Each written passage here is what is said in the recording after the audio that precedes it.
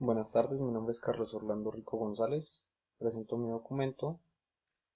Vamos a hacer la explicación del ejercicio número 5. Primero vamos a resolver las preguntas orientadas. ¿Qué establecen las tres leyes de Newton y cuáles de ellas usará en este problema?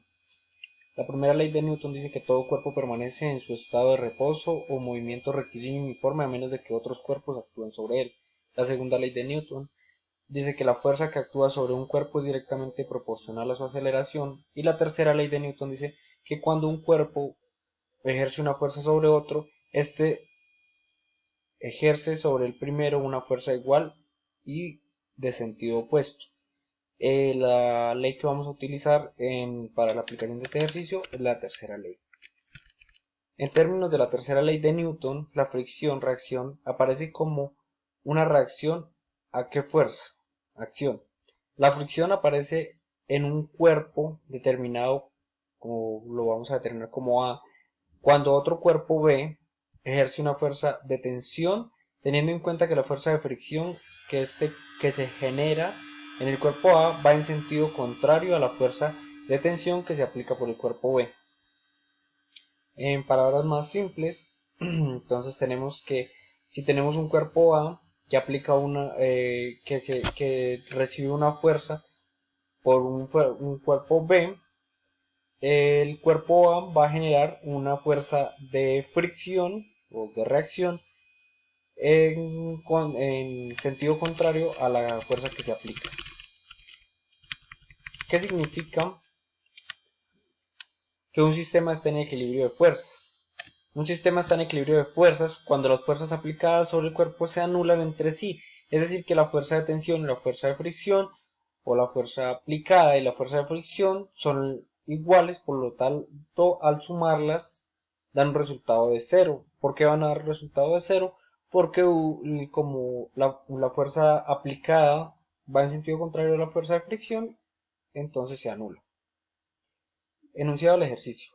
En la siguiente figura se ilustra una persona que tira de un resorte de constante K llegando hasta una posición horizontal XE, siendo L la longitud del resorte sin comprimirse ni elongarse.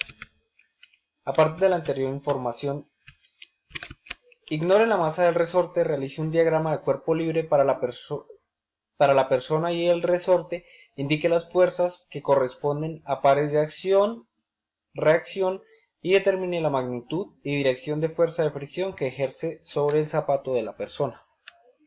Entonces tenemos el diagrama de cuerpo libre de la persona y el resorte. Entonces tenemos la normal, nos dice que hagamos los pares de acción y reacción. Entonces tendríamos la normal y el peso de la persona. Tendríamos la fuerza del resorte y la fuerza aplicada. La fricción sobre el zapato sería en forma negativa, teniendo acá un plano imaginario. Entonces tendríamos la fuerza de fricción. Entonces para determinar la magnitud de la fricción, entonces tenemos la ecuación número 1 y la ecuación número 2. ¿Cuál es la ecuación número 1? La sumatoria de fuerzas en X. Entonces tenemos la fuerza aplicada, la fuerza de fricción y la fuerza del resorte. Nos darían ceros. Para tener el sistema en equilibrio. Para hallar la fuerza de fricción, entonces despejamos, tenemos la fuerza aplicada más la fuerza del resorte. En la ecuación número 2 tenemos las fuerzas que actúan en Y, que es la normal, y el peso.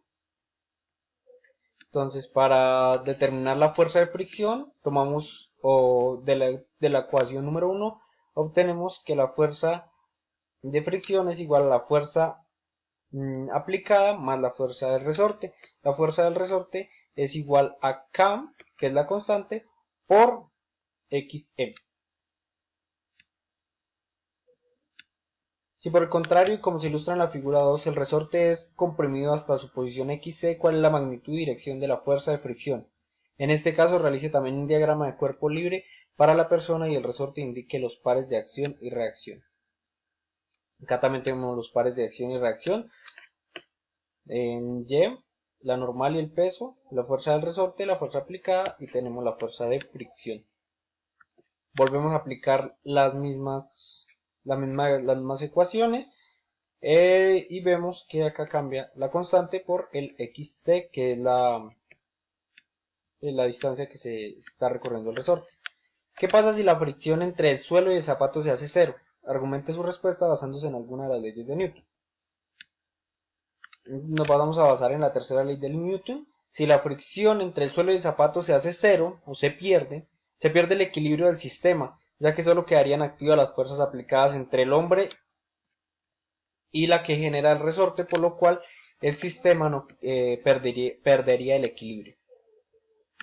Para la constante K, 0,702 por 10 a la 3 newton sobre metros y una posición de equilibrio de L igual a 0,461 metros, realice la gráfica de fuerza elástica en función del desplazamiento, tanto para el régimen de compresión como de elongación, identifique dichas zonas.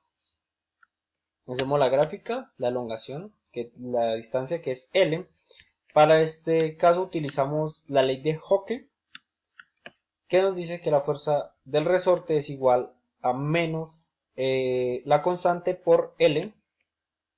Entonces hacemos el reemplazo y nos da un resultado final de menos 323,622 newton. Muchas gracias.